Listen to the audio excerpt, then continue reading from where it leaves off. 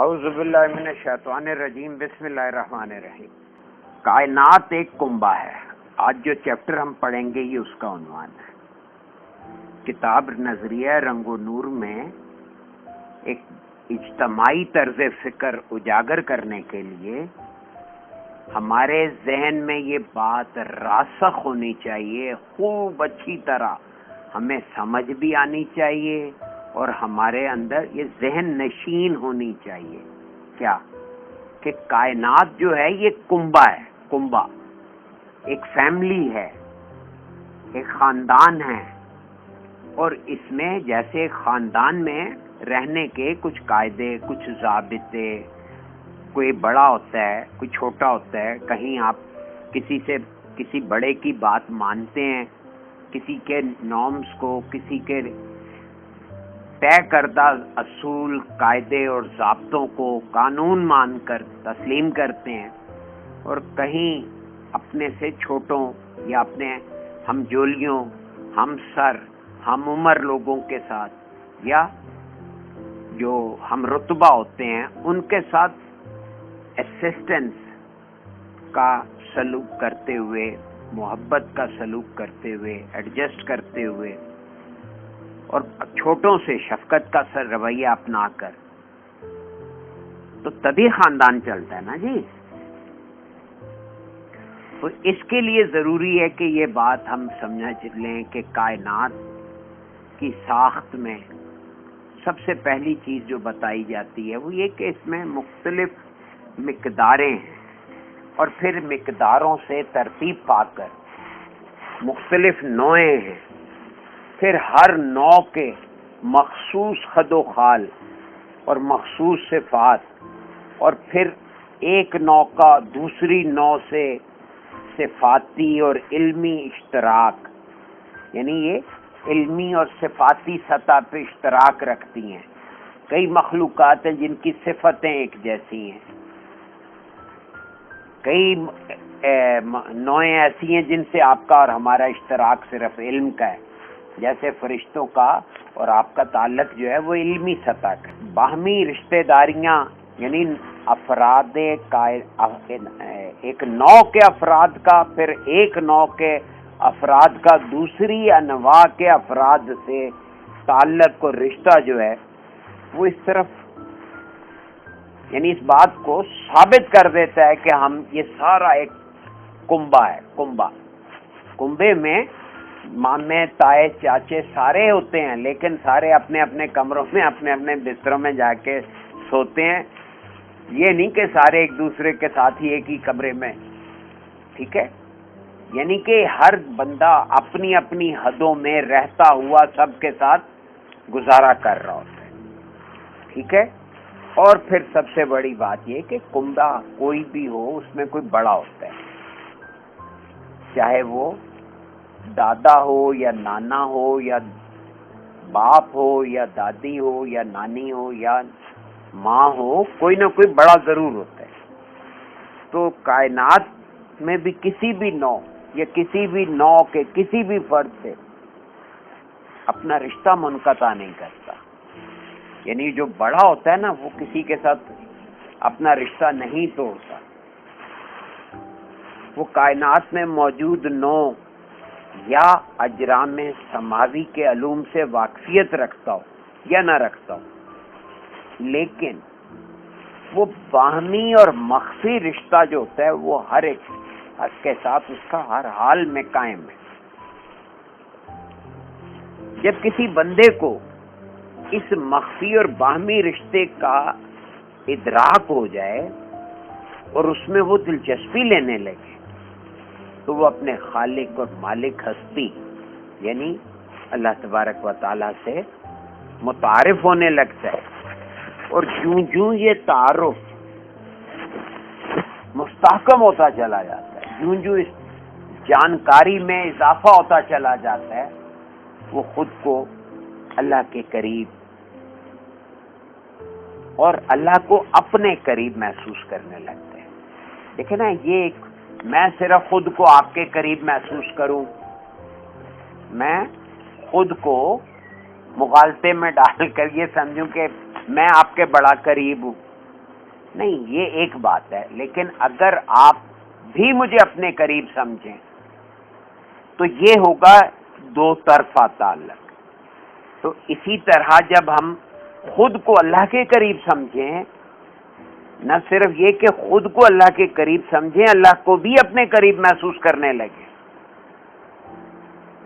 بات میں فرق ہے، خود کو آپ اللہ کے قریب سمجھیں، یہ ماشاءاللہ اکثر لوگوں کو یہ دھوکہ ہوتا ہے کہ جی میں اللہ کے بڑا قریب ہوں۔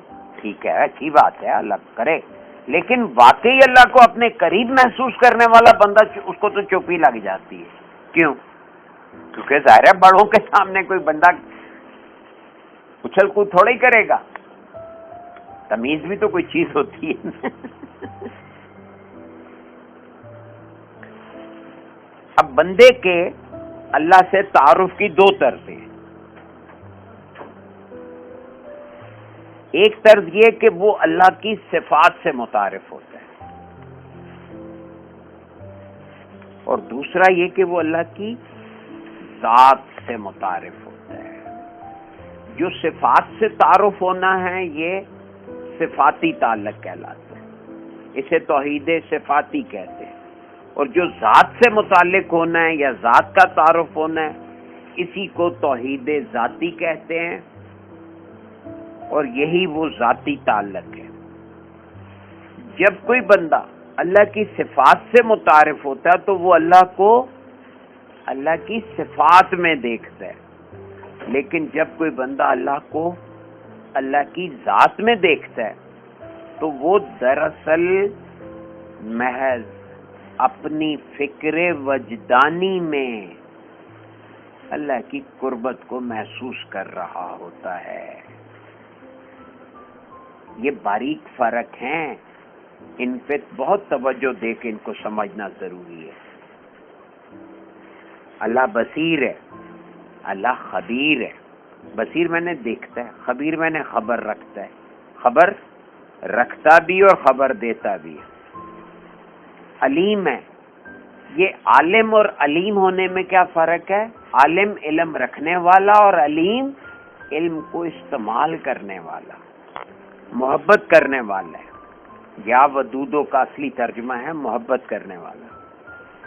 تو خالق کے کائنات جو بصیر و خبیر و علیم اور ودود ہے، اس کے ذہن میں یہ بات آئی کہ وہ کوئی ایسی تخلیق عمل میں لائے جس میں حافظہ بھی ہو، فکر بھی ہو، بصیرت بھی ہو، علوم سیکھنے کی تمام تر صلاحیتیں بھی موجود ہوں۔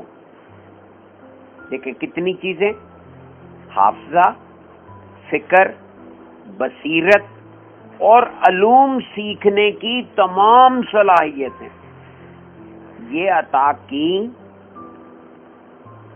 کیوں؟ تاکہ وہ خالق کو اس طرح سے پہچان لے جس طرح سے خالق خود چاہتا ہے۔ اب یہ چیزیں حافظہ، فکر، بصیرت اور علوم سیکھنے کی صلاحیتیں، یہ چار چیزیں ہوئیں۔ اگر یہ نہ ہوں تو آپ تھاٹ کو پراپرلی پروسیس نہیں کر سکتے، اس کو انالائز نہیں کر سکتے، لہذا آپ اللہ کی صفات کو نہیں جان سکتے۔ اور پھر علوم سیکھنے کی تمام صلاحیتیں، تمام صلاحیت جب تک آپ کو حاصل نہیں ہوں گی، آپ کس طرح سے اللہ کو پہچان سکیں گے، خاص طور پہ اس طرزوں میں جس طرح سے خالق خود چاہتا ہے۔ اب اس کی مثال یعنی تمثیلاً ایک بات بیان کی ہے حضور مرشد کریم نے کہ اللہ ایک ذات ہے۔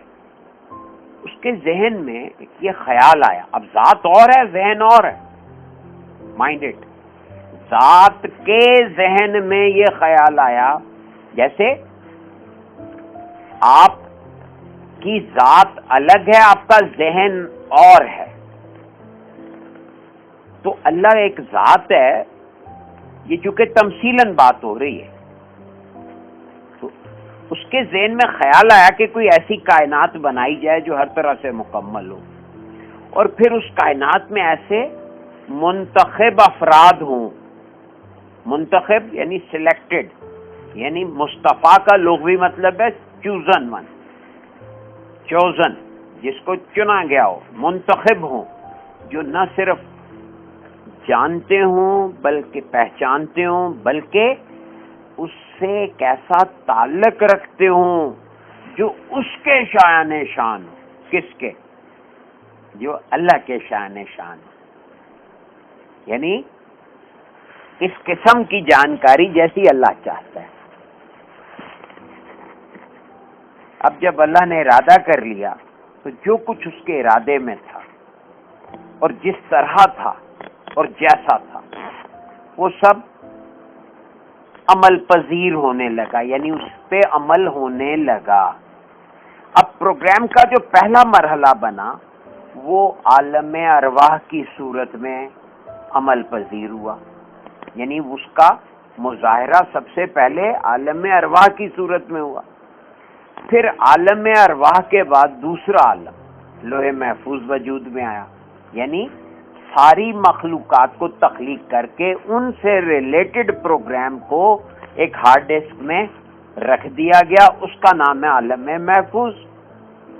اب عالم محفوظ یعنی لوح محفوظ پر کائنات کی ہر ممکن حرکت، ہر لمحہ، اور کائنات کے اندر جتنی نوعیں ہیں اور پھر نوعوں کے جتنے افراد ہیں ان سب کی ایک اجتماعی فلم بن گئی۔ پھر اس پروگرام کو حرکت دے دی گئی، پروگرام کے حرکت میں آنے سے اس کو مظاہراتی شکل و صورت ملنے لگی، یعنی کن کہا تو گویا وہ جو پورا پروگرام ہے جس میں ساری ڈیٹیلز ہیں، یعنی اگر ایک نقطے نے آگے جانا ہے، پیچھے جانا ہے، دائیں جانا ہے، بائیں جانا ہے، یعنی کل سارے 360 زاویوں پہ اس کی حرکات کے نقشے بنا دیے گئے کہ ان میں سے وہ آگے سے جو جی چاہے چنے۔ اب وہ جو چوائس ہے وہ اللہ نے اس کو اختیار دے دیا، بندے کو نیت کرنا اس کو کہا۔ اب جس عالم میں کائنات نے نوعی اعتبار سے، یعنی کائنات تقسیم ہو گئی انواع میں، یعنی نوع کا مظاہراتی خد و خال اختیار کیے، یعنی فلم کا یکجائی پروگرام جو تھا وہ ڈیوائیڈ ہونا شروع ہو گیا، تقسیم ہونا شروع ہو گیا اور نوعی اعتبار سے الگ الگ ہو گیا، یعنی کائنات پوری، پھر اس میں سیاروں کے اوپر مخلوقات کا ایک اجتحام، مچھلی کے جانور، پانی کے جانور، مچھلیاں تو ویل مچھلیاں تو مگرمچھ اور ایمیباز اور پیرامیشیم اور پتہ نہیں پیرامیشیم سے لے کے وہ بلو ویل تک، یہ سارا ایک پورا پانی کا، پھر ہوا کے مخلوقات، ہوا میں بیکٹیریاز اور پتہ نہیں کیا کیا، وہاں سے لے کر یہاں نیچے زمین خشکی پہ آ جائیے، وہاں چیونٹی سے لے کر کیچووں سے لے کر یہ ہاتھی جتنے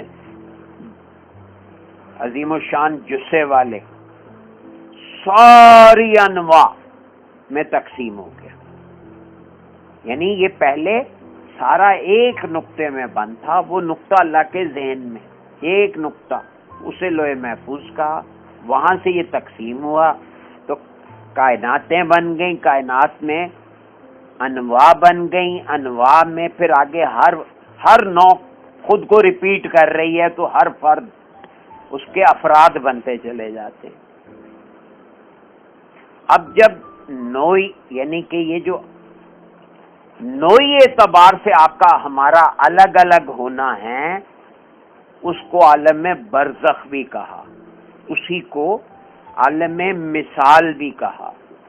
اس عالم مثال کی فلم جب انفرادی صورت میں نشر ہونے لگتی ہے تو ہر نوع کے افراد الگ الگ ظاہر ہونے لگتے ہیں، اور وہ عالم جہاں نوعی پروگرام انفرادی صورت میں نشر ہو رہا ہو اس کو عالم ناسوت کہتے ہیں۔ دیکھیں کتنی باتیں حضور مرشد کریم نے، بڑی باتیں جن کو ذہن میں سمیٹنا بہت دشوار ہوتا ہے، انہوں نے کس خوبصورتی سے اس کو سم اپ کر دیا، کتنے آسان الفاظ میں ایک تمثیل کی صورت میں پوری باتیں اس کی درجہ بندیاں بتا دی کہ اللہ کے ذہن میں ایک نقطے میں پورا یکجائی فلم بنی، اس کو محفوظ کر دیا گیا، اسی کو عالم میں لوح محفوظ کہا گیا، وہاں سے عالم میں ارواح وجود میں، اس سے پہلے عالم میں ارواح وجود میں آیا، پھر لوح محفوظ پہ اس کا پروگرام رکھ دیا،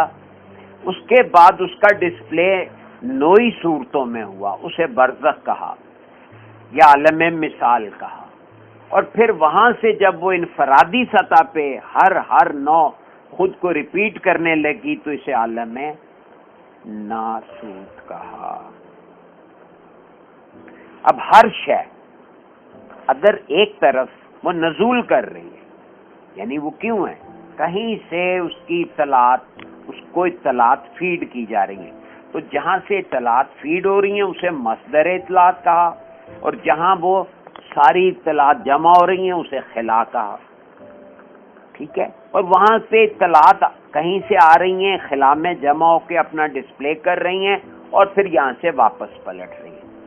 اس سے پیشتر ایک مثال تالاب میں بننے والی لہر کی دی جا چکی ہے کہ اسی طرح جب وہاں سے ایک حرکت کا آغاز ہوا، وہ یہاں آ کے اپنا ڈسپلے کرتی ہے، لہر بنتی ہے، اور پھر اپنا فاصلہ ایک سفر طے کر کے وہ دوبارہ پانی میں مدغم ہو جاتی ہے، واپس بیٹھ جاتی ہے، تو گویا یہ اس کی واپسی ہو گئی پانی میں۔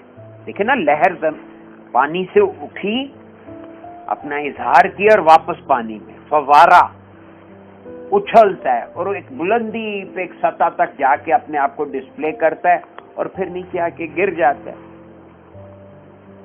یعنی اس بات کو کہا کہ ہر شے لامحدودیت سے محدودیت میں آ کر اس بات کا تعارف کرواتی ہے کہ اللہ کی ذات لامحدود اور لامتناہی ہے۔ لامحدودیت یہ اللہ کی ذات ہے، یا اللہ کی ذات کو لامحدودیت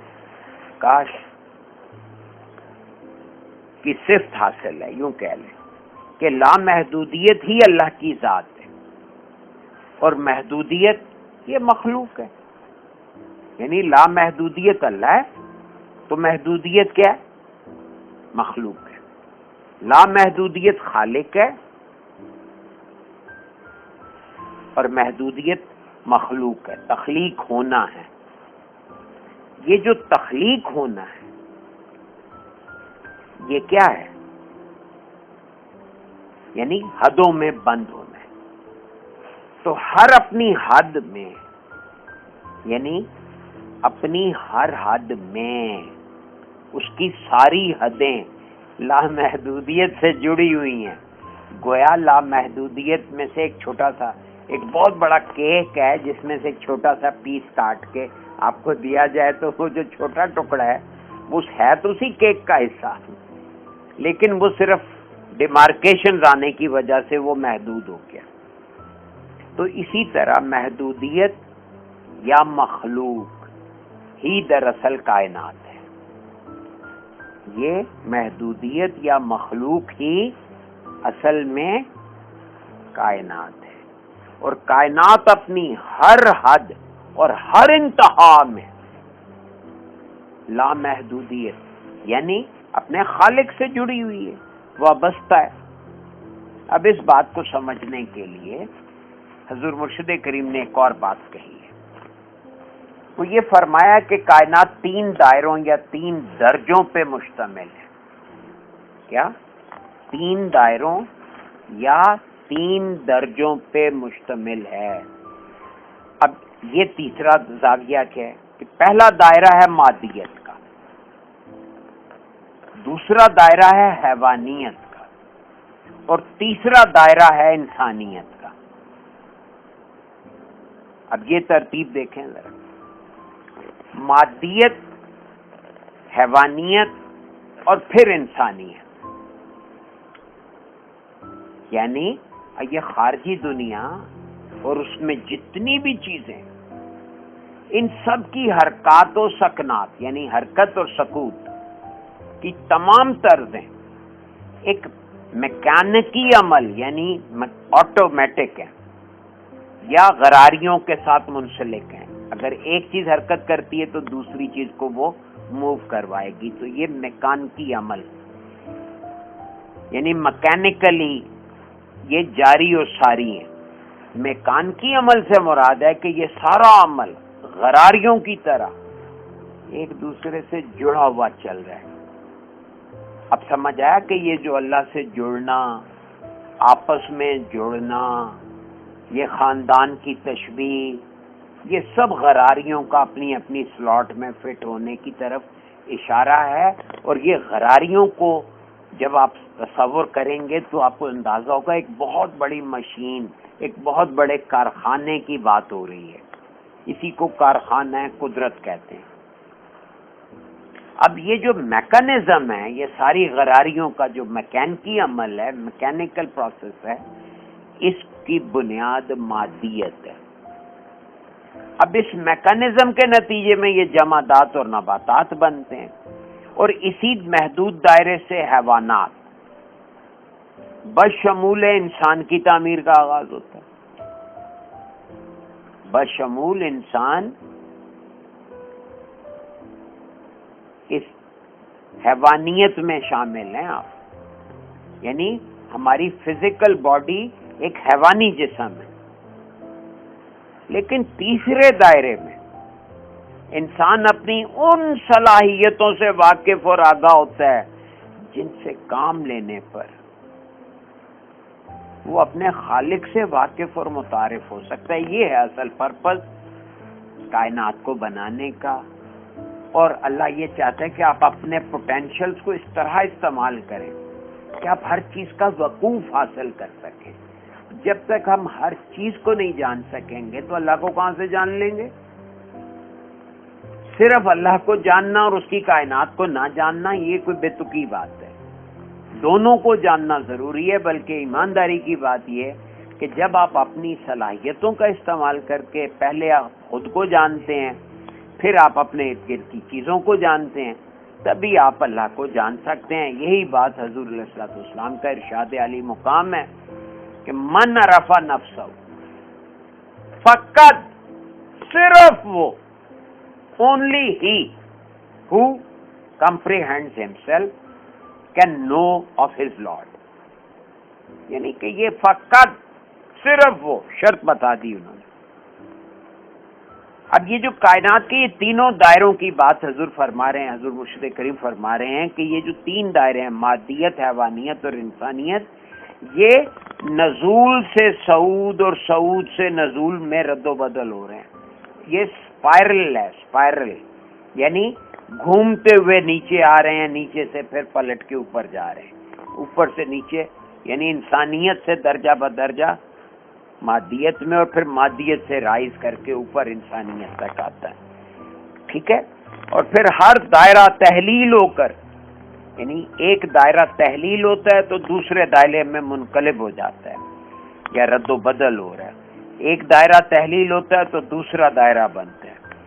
تو کائناتی فارمولوں کو سمجھنے کے لیے یہ بات ذہن نشین ہونا ضروری ہے کہ جب کائنات میں خد و خال ظاہر ہوتے ہیں تو زمان پردے میں چلا جاتا ہے. یعنی زمانیت اور مکانیت آپ نے پیچھے پڑھا، سنا کم از کم، اگر خود نہیں پڑھا تو، کہ زمانیت جب تک ہوتی ہے تو اس میں خد و خال واضح نہیں ہوتے. جب ظاہر ہو جاتے ہیں تو مکانیت آ جاتی ہے، تو زمانیت پس پردہ چلی جاتی ہے.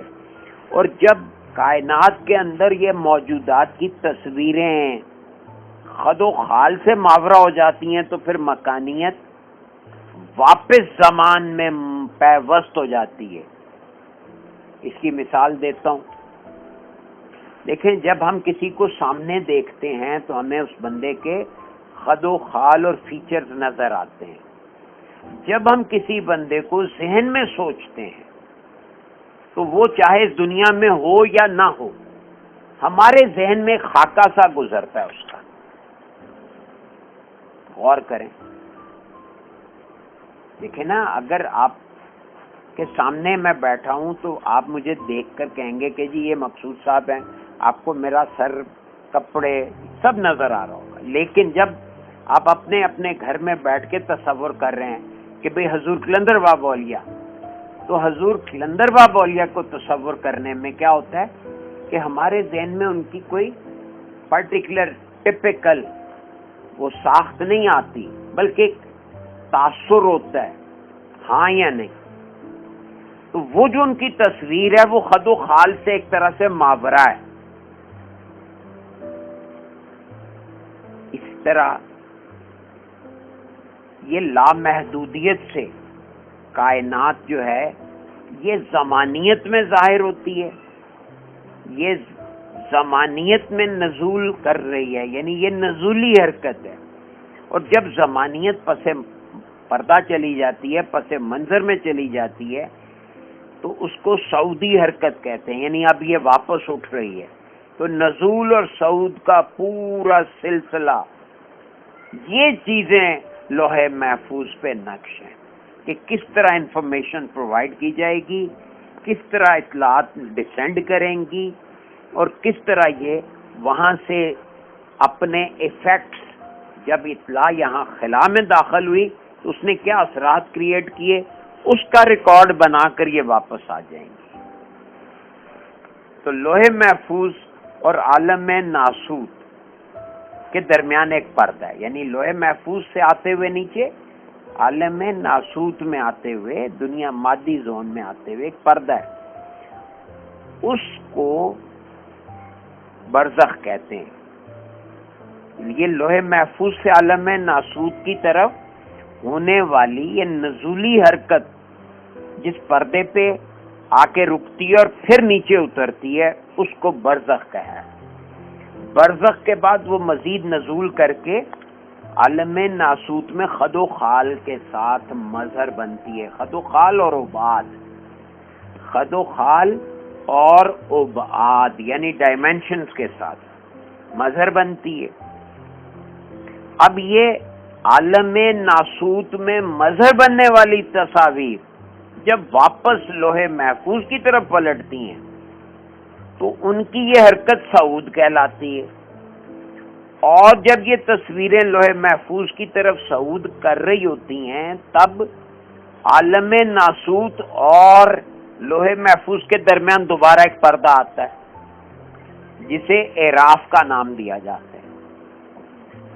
اس کو گویا ہم یہ بھی کہہ سکتے ہیں کہ لوح محفوظ سے تمام نزولی حرکات یعنی مخلوقات اور زمین کے درمیان ایک مرحلہ آتا ہے جسے عالم برزخ کہتے ہیں. اور اسی طرح جب مخلوقات زمین سے واپس لوح محفوظ کی طرف صعودی حرکت کر رہی ہوتی ہیں تب بھی ان کا واسطہ ایک پردے یا ایک مرحلے سے پڑتا ہے اور اس کا نام اعراف رکھا ہے. بتایا گیا عالم ناسوت میں روح حیوانی کا عارف، روح حیوانی کا عارف جو روح حیوانی کو جانتا ہے وہ ورود میں، غنود میں یا مراقبے میں یہ دیکھ لیتا ہے کہ روح حیوانی مکانیت میں بند ایک رخ ہے. روح حیوانی اصل میں مکانیت میں بند ایک رخ ہے اور اس رخ میں انسان پابند حواس میں قید ہے. لیکن جب وہ روح حیوانی کی سطح سے ابھر کر روح انسانی کی سطح میں داخل ہوتا ہے تو وہ دیکھ لیتا ہے، سن لیتا ہے اور محسوس کرتا ہے کہ انسان کے اندر ایسی صلاحیتیں موجود ہیں جسے استعمال کر کے وہ مکانیت سے آزاد ہو سکتا ہے. اور وہ یہ بھی جان لیتا ہے کہ انسان محض مکانیت کے خد و خال پر قائم نہیں ہے، اس میں صرف یہ ڈائمینشنز اور ابعاد نہیں ہیں جو مکانیت کے زون میں ہے، بلکہ ان خد و خال پہ اصل میں روشنیوں کا غلاف چڑھا ہوا ہے. یہ کون جانتا ہے؟ یہ روح انسانی کا عارف جانتا ہے. اور یہ جسمانی وجود جو ہے یہ روشنیوں کے تانے بانے پر بنا ہوا ہے.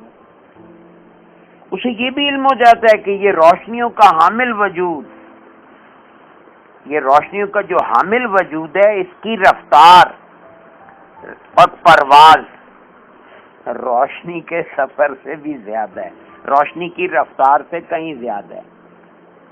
ٹھیک ہے، اب اس کا سمری جو ہے وہ ذرا سن لیجئے کہ عالمین کے گویا 3 رخ ہیں. ایک رخ نورانی عالم ہے، دوسرا رخ روشنی کا عالم ہے، اور تیسرا رخ تخلیق یا ناسوت کا عالم ہے.